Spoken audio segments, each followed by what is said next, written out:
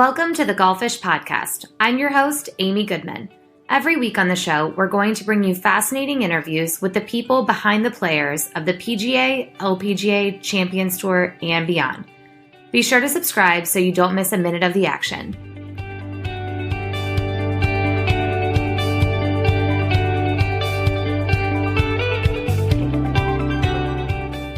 This week, we're back for part 2 with Dave and Alyssa Nastalski.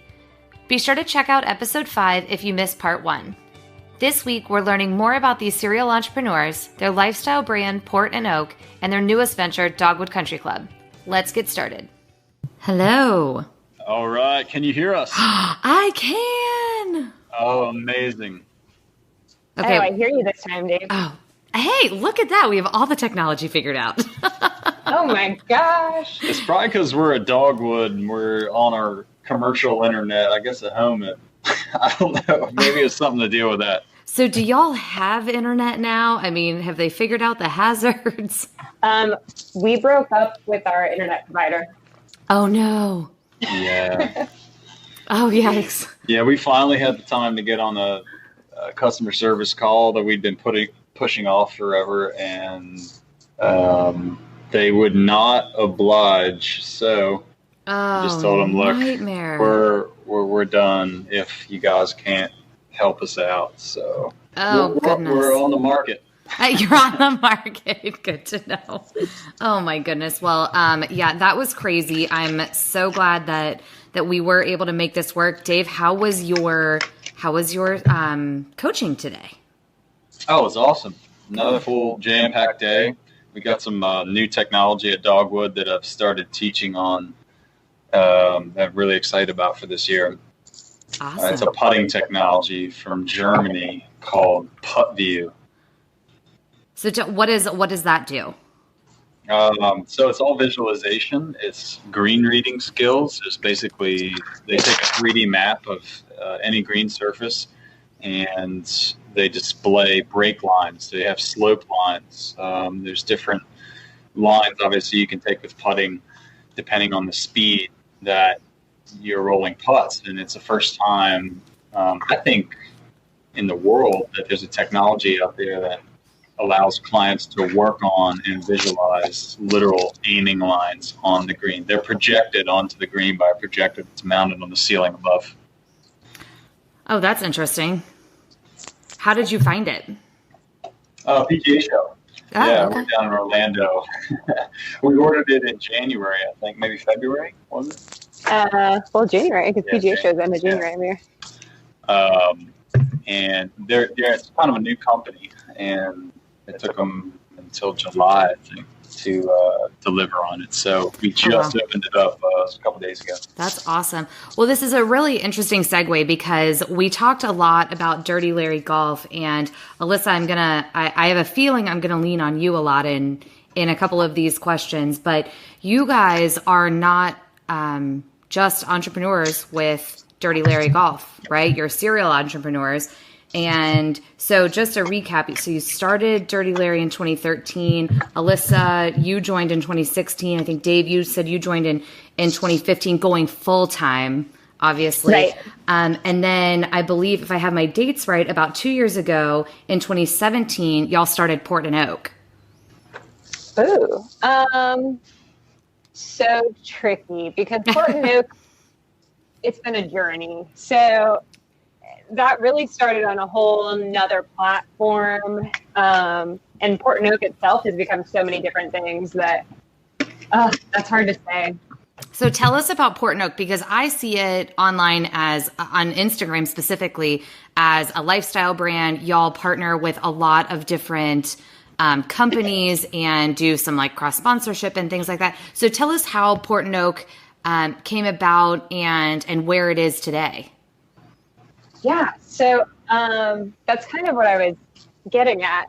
I initially started out, I think, 2015, and I did basically a style, like a fashion-oriented blog, because I thought, look at all these fashion influencers running around, getting these sponsorship deals, and just getting to have fun and dress up.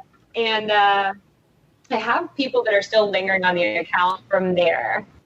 But yeah, I ran that for a while, and I think over a year, and I finally reached a point where I just said, I don't actually like this. Like, this just isn't actually for me. But I had grown a good following at that point, so I didn't want to just totally ditch out on it. And I did kind of let it go to rest for a little while. And then Port Note came about, and the first part of Port Note was actually a home goods line. Oh, okay. Yeah. So that just started. We live in a 100-year-old farmhouse. And when we moved in, Dave is very crafty. We said, you know what? We'll make all of our furniture out of old barnwood. That's awesome. So he went to this guy's farm, and it was basically like, my wife hates this barn. If you help me tear it down, you can take any wood that you want. It's yours. So Dave would drive out to this farm like every day and help this old man tear down the barn. And we wound up in all of your free time. Barnwood. Yeah, that's right. So yeah, the barnwood sat there for a long time. We never made furniture, and I'm like, this is nuts. First of all, it's very valuable, but you've got to be able to do something with it. And then I just kind of came up with little ideas for things he could make. And it was also in the phase where we both left our job. I'd sold my car. I was selling clothes to get by and pay the bills. And I'm like, let's sell some little things on the side that just bring in cash for us. And it was a side hustle. It really was. Yeah. Like we came up with some ideas for some longitude and latitude signs that are hand routed. We took like farmwood slabs and did a couple different styles on it, and we sold a bunch of them. It was fun, but I guess I don't know what the right word. Time consuming. Time consuming, yeah, super time consuming, and like for the money that we sold the things for, it just you'd have to scale it in a totally different way. Yeah, and it became too much, I think, with everything else that we had going on. Well, Dogwood was the cutoff point. Yeah. Because we had just stopped making the Port Note good. And we were out at the SAS Championship as still Port Note, because it still runs as an Instagram account and a lifestyle type blog. But yeah, we were out there, we bumped into somebody. We were walking with the final group on the final day, and this person grabbed us and he goes, "Hey, you're Port Note. I have one of your signs." And Dave looked at me because we had just decided that we were not going to make them anymore. And he could not have looked sadder with these puppy dog eyes that somebody knew him and had his sign. They said, you mapped out where we got engaged. That was our Christmas gift to each other. Yeah. There's definitely a lot of meaning behind it. Absolutely. But I think we sold them for like $100 or something online. It's like they take like 5 hours, 6 hours to make. So oh yeah, that'll materials. And, right. Just, but I think that was the point where we stopped. We really need to narrow our focus a little bit and find a new direction. So is that where a lot of on the Port Note posts, you have a lot of locations? You have the longitude and latitude of a lot of your posts on there. Is that kind of how that all came about? That's exactly how it came about. So we initially started, and I was like, how cool would it be if we could give the longitude and latitude of beautiful golf courses where people have memories. They can put it on the specific hole or the specific spot where something happened. And so we started just in that realm. And then all of these orders were coming through that were like, oh, I just thought I wanted to get it for, like we said, like where we got engaged or this or that. And then we're like, oh, well, you got to listen to your customers, right? If they like all of these other places that aren't necessarily golf, let's start doing that. That's easier. So we travel all the time. It's a passion of ours. So I just kind of let the brand develop in that direction. And I said, okay, that's fine. Let's make it all the cool places we can go in the world. And we started marking out locations with the longitude and the latitude. And then it just kept growing. It's always growing and changing. I'm just kind of trying to be true to us. I think that was my big thing with the fashion line or the fashion blog was I felt so crafted through that phase. I don't think it was true to me. It was like all trying to be an image. And I am so straightforward and honest and just a very genuine person. And I was spending all this time trying to think what outfit is going to look great in front of this background. And meanwhile, this is not me. I'm like trying to figure out how to shoot a DSLR camera and help her out with all this. Right. learning all the first couple shots we took so damn yellow, no white balance. I mean, it was horrible. That's so funny. Well, just so everyone knows, Alyssa is still a fashionista in her own right. She may not admit it, but her photos are fantastic, and I'm assuming Dave's taking those. And she does tag all of the awesome clothes that she's wearing, so you can always track them down. I do that, but it's like way less crafted. Yeah. I was just like, I'll tell people what I'm wearing. Right. That's it. No, which is perfect, right? Because I feel like I see so many people where I'm like, can you just tell me where that top is from? I don't want to do a lot of research. Just tell me where it's from. Right. I don't want to be like that person like that's asking 100 questions and then you never hear back from them, because I feel like that's what happens so often with that. Oh, yeah, totally. Yeah. So, I mean, I don't know. I just let it go over time, and I just kept trying my best to make it true to us. Mm-hmm. And I try to send messages that I think are important. And if you follow through the beginning, you can kind of see all the different turns it's taken. I went from golf puns to all these random travel locations to now me basically blogging on Instagram and talking about things that are happening in our life and things that I think people should know. And I don't know. I really love it now. I love it so much more than what it was when it started. Absolutely. So, you talk about not only just like the fun part of it, but trying to get messages out that people should know. And you do not need to go into the story or the details. People can go on and look at some of it right now, but it's on July 25th of this year. And I loved this because I was going back to some of them, and you said you can't fix yourself by breaking someone else. And I feel like that was such a, there's a lot of story behind that if you want to go into any of that. But I agree with you. Like what you're doing now is just reminding people to be their authentic selves and don't get into all the stuff that's just going on anymore. Yeah, I mean, that was really a message that I built up over time. And I think I talked about it on there. All throughout my life, my mind has always blown because I would say I'm a very nice person. Dave, is that fair?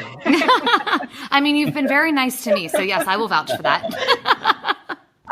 She cares so deeply for the people that matter in her life, and for that matter, people who don't. And it's a very genuine. It's something that drew me to her. She's as straight shooter as it gets, and like she's as genuine and truly just wants happiness and success for all the people around her, which I think is rare, and that's I think that's where a lot of that message came from. Yeah, I really like that. I think a lot of female empowerment influencers right now are going so far because I think we've just gotten to a point where it's like just stop the chaos, stop the drama, and like live your best life for who you are. And I think that's what you kind of do with Port and Oak now too. Yeah, I mean that's the goal. And Dave's encountered the same thing. I'm even female in business. We run into things where we're like, we don't get it. We don't have a problem with anyone. Yeah. We love seeing other people thrive. Like I don't get where this is coming from. I feel attacked. And I think the big thing I've learned is you should never be putting your energy into somebody else. Mm-hmm. It should always be going into what you're doing. You'll go so far because you did that. And I just, certainly I want people to know that, to leave me alone, but I've built up a hard shell. Nobody really gets me anymore because I've analyzed it enough, been encountered enough. But I want people to feel that empowerment. Like, why am I spending my life hating on somebody else or watching somebody else and worrying about what they're doing? Go put that energy into being better. Yeah, absolutely. Absolutely. I think something that I'm seeing a lot now too is stop comparing your beginning to someone else's middle or end. Oh yeah. And just kind of like what you were talking about, reevaluating and knowing what's true to you all versus what everyone else is doing. And it's like, yeah, you can keep doing what everyone else is doing. And some people are getting 1 million followers from that. But like, how important is that to you and what you two are trying to build within the industry?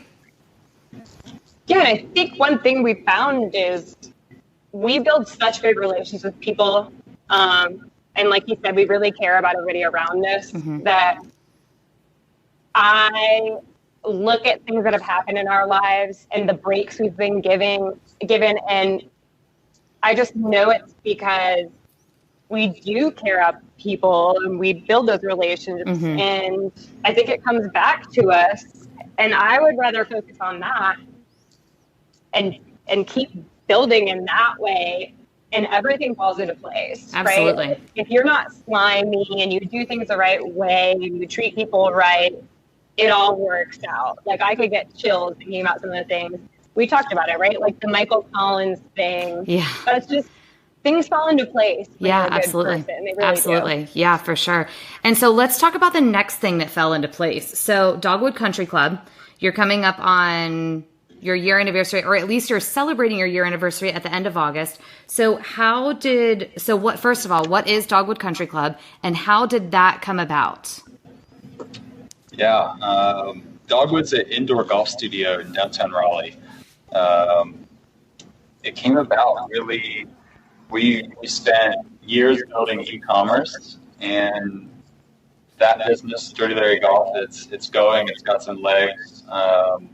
And we kind of squirreled ourselves away in front of the computer screens for all that time. And like, the business is doing well enough that we could, start kind of branching out a little bit. We wanted to get back out in the world, I guess. We spent a ton of time just kind of hunched over our computers. So I was looking for a way to get back into teaching, and I was looking around the area for some clubs in the area, and couldn't really find the right fit that would allow me to still do DLG plus, port note, all that stuff. So I was looking for a teaching job. I wanted to, kind of find a director of instruction job somewhere, get back out in the world, get back into golf instruction because I missed it. I missed all my clients too.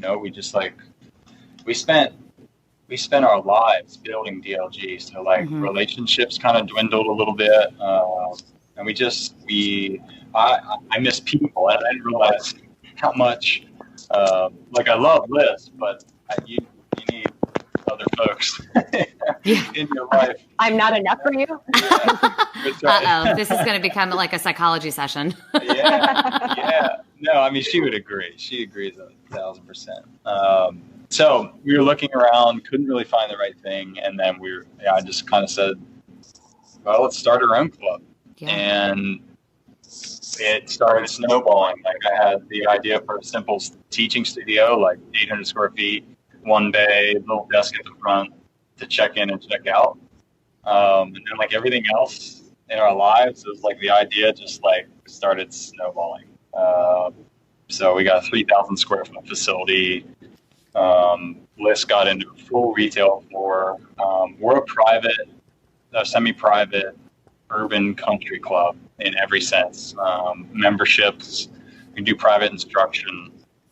We have member events. We've got entertainment space. We've got an awesome putting green now that this is one of the most incredible pieces of technology I've ever seen. And we are excited. It's been an awesome year. Yeah, absolutely. I mean, just watching you guys, and there was a social on Friday. So Alyssa was going through and kind of sharing the social with us, the members only social, right? Oh yeah. That was awesome. I have to say, I really loved when the guy was posing and you're like, this is a video, because let's be honest, we've all been that person that has posed while someone's making a video. Yeah. I think it's so fun. My favorite part, which I didn't know was going to happen, we know golf. We've been in it for a long time. So we opened the facility and we thought we knew our demographic really well. Mm-hmm. I think if we're all being honest, it's male dominated. It's usually 45 plus years old. And we just totally broke the mold with our facility. It's wild to see who comes through our doors and who our members are. Lots of females, lots of minorities. It's so cool to see. And it's all a young crowd, not all a young crowd, but dominated by a young crowd, probably like 25 to 35. And it's made it so cool. It has this whole edge of its own that I never even knew was coming. Yeah, absolutely. So, I mean, when you look at the pictures that y'all are posting, when you do like the ladies sip and swing, and those are the ones that are immediately coming up because there's like large groups. And then you did, did you host a BNI event there too? Or maybe that was you guys attending a BNI event.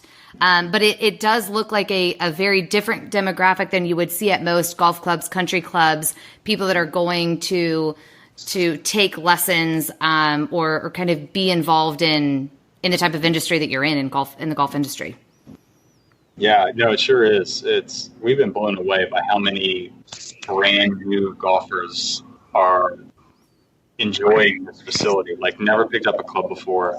And part of that responsibility as the PGA professional, in order for all of us in the industry, again, kind of same mindset that a rising tide lifts all boats. The more people that we get into golf, the better all the clubs do in the area, the better the golf industry as a whole does in the area. And we're getting a ton of new people into golf. It is so cool to see, because in here, like, you come, you rent the simulator, you drink beer and wine, like you can hit it sideways. It doesn't matter. There's nobody like watching you. You've got your own little private bay. It's such a cool place to learn the game because there's not that traditional pressure. Mm-hmm. A bunch of people lined up and kind of swinging next to you and stuff, if that makes sense. Yeah, absolutely. So walk us through that. So if I was a new player and I was coming in, am I signing up for lessons with you? Am I going just to try things out? How does that all work? How does membership work? Yeah. Most people, they'll come and tour the facility, check it out, rent the simulator for an hour, see how all the technology works. TrackMan is such a cool tool. It's got a range setting where you can look at your golf swing on video. I do a lot of teaching in that setting. It's got target practice where you can set out target greens out on the driving range in a sense. And it's got all these championship golf courses that you can play. So a lot of clients will come in and they'll rent it for an hour or two and get a feel for things. And then, we haven't done any real advertising. My teaching book has grown all word of mouth. Wow. And I'm full at this point. I was full probably halfway through the first year, maybe three-quarters of the way. That's incredible. It's been so cool. And it's the technology behind it, and I think that people can kind of sense sort of the passion that I have for helping people play better golf. So, yeah, absolutely. So where do you see, I mean, obviously you thought at first it was going to be an 800 square foot facility. Now you're 3,000 square feet. Where do you go from here? You got the new putting technology that you were talking about. What's next for you all? We're growing, baby. Dave always says, if you're not growing, you're dying. Okay. Yeah, that's fair. That's fair. That's right. Are you able to share how many members you have or what that kind of looks like in terms of just volume of how many people are in there daily, weekly, monthly? Yeah, sure. I mean, I couldn't put a finger on the volume of like the public and everything. We're a semi-private facility, but we got about 65 members now. That's awesome. 2 bays. We'll be expanding massively here in the fall and into next year to support some more growth. So we're really excited. We really are. And I think it's a very cool place, not only for like a beginning golfer, but a seasoned player. With all the technology that's available here, it helps people get better a lot faster, which is great for everybody. Oh yeah, absolutely. So I have to, as I'm thinking about other things, so you now own and run 3 companies. You love traveling. You go to these PGA shows, especially with DLG. Like, how do you find the balance? How do you get, like, do you just kind of, are you figuring out who needs what just at the time? Oh my goodness gracious. I knew that question was How do you find a balance? I'm already convinced that you don't sleep. So we've already established y'all don't sleep. So we're really bad at delegating. We're starting to get better with it with employees now. We've hired our first 2. But for me, I'm kind of if it's not on a list, it's not getting done. So I use task management software as like tooth and nail. And I absolutely need it in order to keep all my ducks in a row. I don't know about lists, but that's how I kind of keep everything together. I mean, I think we both kind of know our breaking point too. We've been running our own business for technically 6 years now. Right. And you learn over time, where it might have been a total meltdown at some point because you've way overworked yourself. Yeah. We kind of know when you're starting to burn yourself out. And all you need is to say, that's kind of where that Port Nook stuff comes in, where we go, you know what? We could go on a trip right now. Yeah. I mean, we're addicted to working, so we still go there and try and get beautiful photos, but that's fun for us. That's like a passion project. So Absolutely. We kind of know to schedule in time in the middle of the day to step away for a moment. We'll look and we'll say, we haven't gone anywhere in a while. We need to get that on the calendar. We've just learned it's one thing you kind of have to learn yourself and what your limits are. Just a constant growing process. Yeah. Absolutely. So when you're traveling to the PGA show, you talked about that at the end of January. What is that like? What do you do there? What is everyone else doing? I love PGA. It's my home. It's I will tell you, when I first went, I was overwhelmed. It's a huge, huge space. How many square feet is it, Several 100,000, I think. Oh, gosh. Yeah, it's wild. And you get these industry giants like Titleist, Callaway, giant budgets. And when it first started, it was a giant show for everyone where they're trying to say, look how big we can do this. So like Callaway would bring an army tank for their booth. People are building double-decker booths with DJs on top, like it's nuts stuff. And we went down to that first year, we were at DLG, just getting off the ground in a 10 by 10 booth where we're all basically huddled together. And you walk past these guys that have like the tour players in there and famous DJs, and you're getting out all these free cocktails, and you're like, what am I doing? Who am I? Do I matter?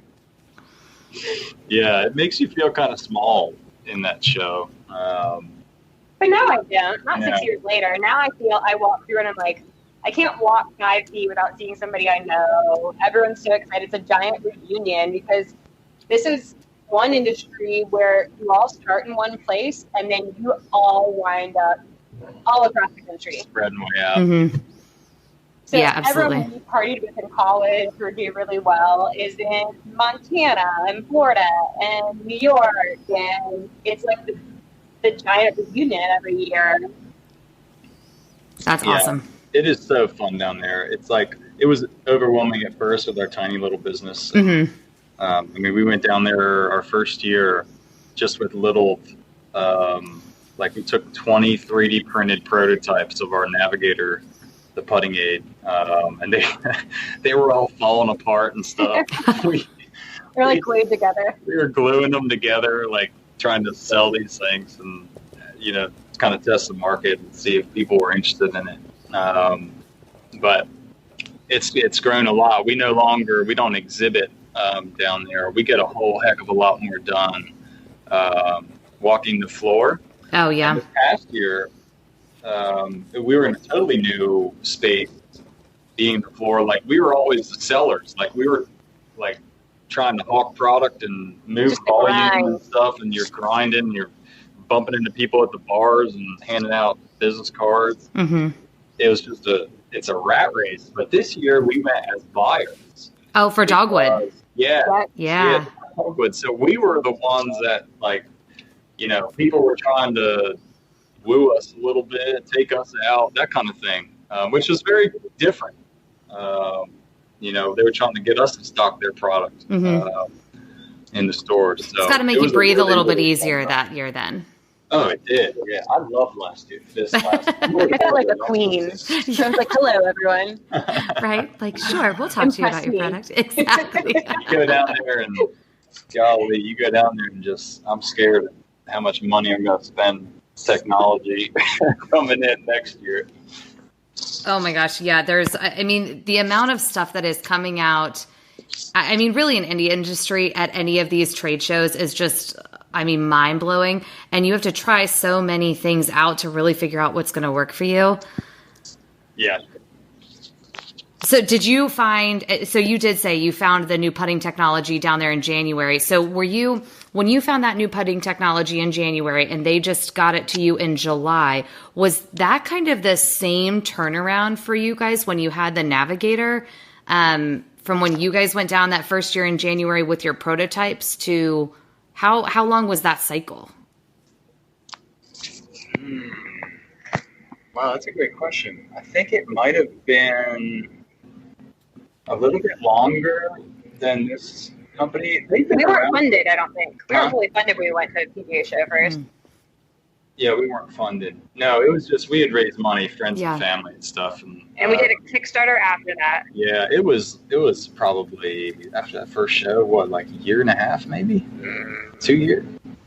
I don't know. Before we got to, like, full-scale production, we had to go raise a bunch more money, and it never costs as much as you ever think it's going to cost. Right, so, yeah.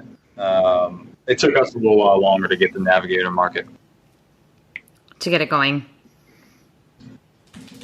So, Alyssa, I have a really random question, but it's just something that I saw, and I just have to know more about this because we don't have these in Cincinnati. And so I feel like I need to find someone that wants to get into this business because I want to have a key. So you have to tell me about this member-only keyed bar in downtown Raleigh.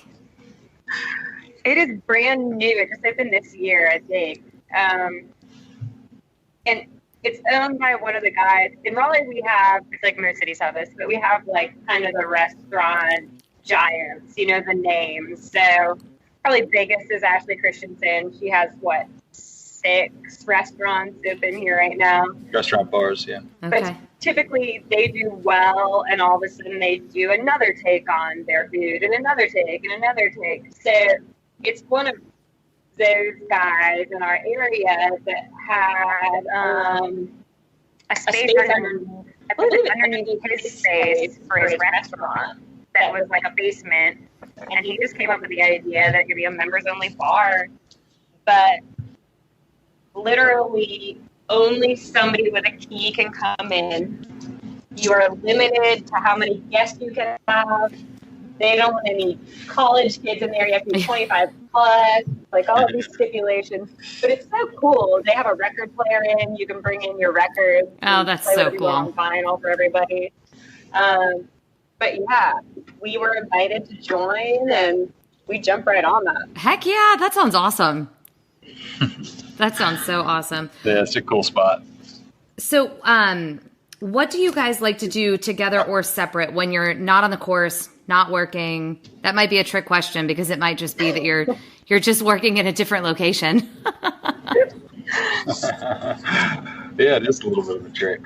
I love building things. I really do. Ooh, good answer. Yeah, I do a lot of that in my spare time. I don't have a lot of spare time, but when I do, I like creating things. I have a passion for that. That's awesome. What about you, Alyssa? You know, Dave's getting better about this, but I'm a gym goer for sure. And he, first of all, golf is becoming so athletic and so built around strength. But definitely I've always been very athletic, so I've always stuck with that. And then, I mean, I wind up taking pictures and using them, but kayaking, I love to kayak. Nothing makes me more relaxed than going out on a kayak and just getting out in the middle of a lake, laying back, enjoying it after a little. Yeah, y'all have a lot on your plate, so I can only imagine that any spare time you have to find some way to rejuvenate yourself. Yeah, you need a reset button. You know, you have to have that. I think when you're under some high pressure and things with getting little businesses off the ground, I mean, it's our livelihood. You know, we don't have like guaranteed salaries. We are kind of what we make of it, and there are some great things that come along with that, some great perks, but it's also a lot of stress. Like, I think Liz just found my first gray hair. Is that right? Yeah. Well, he has great eyebrow hair that I love, but she like wants it, and I'm like, I'm 28, like I cannot have gray hair at this point. So, oh my gosh, that's awesome. Yeah, you gotta find ways to just get out and get rid of all the noise, I think, and reset. So yeah, I love being on the water too. Anything boating, I'll ditto. Being out on the water. So one last question before we get to our quick 9. What are the best things about getting into the golf industry, and what are the hardest things about getting into the golf industry? You're going to answer the hardest. You mean it's the hardest? Yeah. Hardest by far, which anyone will tell you in the golf industry for the most part. When you work in golf, you almost never play golf. So we run around promoting golf or putting together these facilities, and we make sure that everybody else gets to golf. But most people who work in golf do not get to golf like you would think. This is coming from the girl that won a longest drive competition during media day? The stars aligned, and I got that. Yeah, blind squirrel, right? That's so awesome. The best part, I think, for me, getting back into this side is the relationships that are available, and the people that you can meet too. I think that there are just so many interesting people that walk through our door every day that we would have never had otherwise. So I love those relationships and connections, and that feeling, I think, of kind of changing people's lives, helping them enjoy one of their leisure activities all that much more. I think that golf is an incredible tool for that. Yeah, absolutely. Absolutely. Well, is there anything that I didn't ask that you'd like to share? I mean, you already said you have a great hair, so. Yeah. Yeah, I think we covered it. Okay, awesome. All right, well, let's play a quick 9, okay? Beautiful. So I have 9 quick questions. You just say the first thing that comes to mind, and I'll let both of you answer. And if you want to skip anything and come back to it, we can. So what's your favorite club in the bag? 8-iron. My little 1-iron fairway finder. Favorite memory together in golf? Ooh. Mine's the ocean course at Kiawah Island. I mean, golf as a whole, probably Jack Nicklaus at Augusta, but yeah, a specific round for me though. That was just an awesome day. I would say the same. Okay. Yeah. What is your bucket list course to play? Augusta. That'll be the next favor Alyssa calls in. Yeah.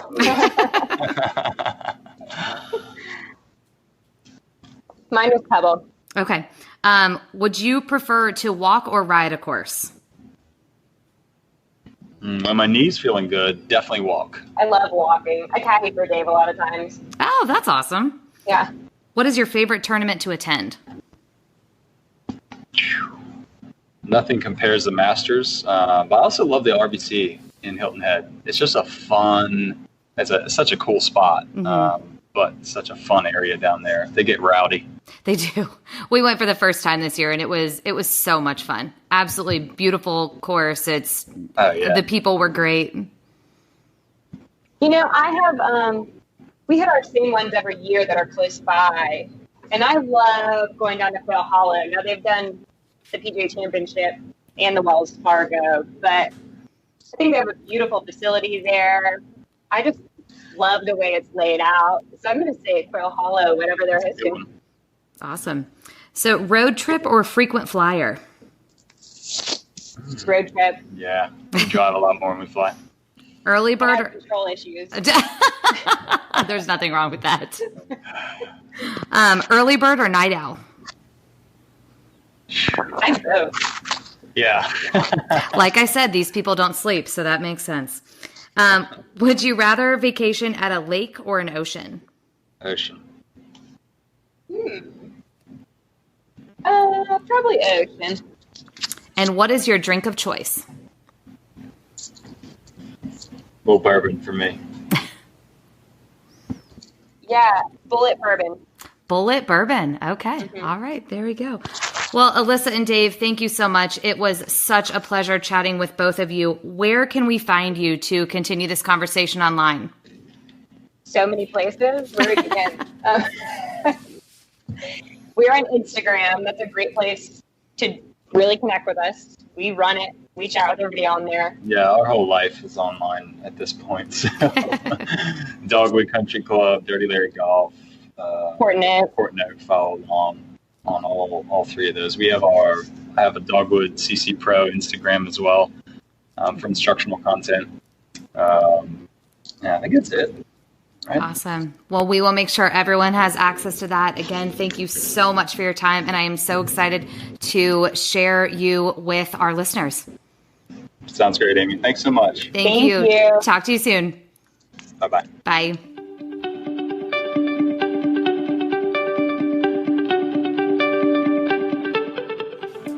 Thanks for joining me this week. Let's continue the conversation online. You can find me at Golfish Podcast or at Miss Amy Goodman on Instagram. See you next week.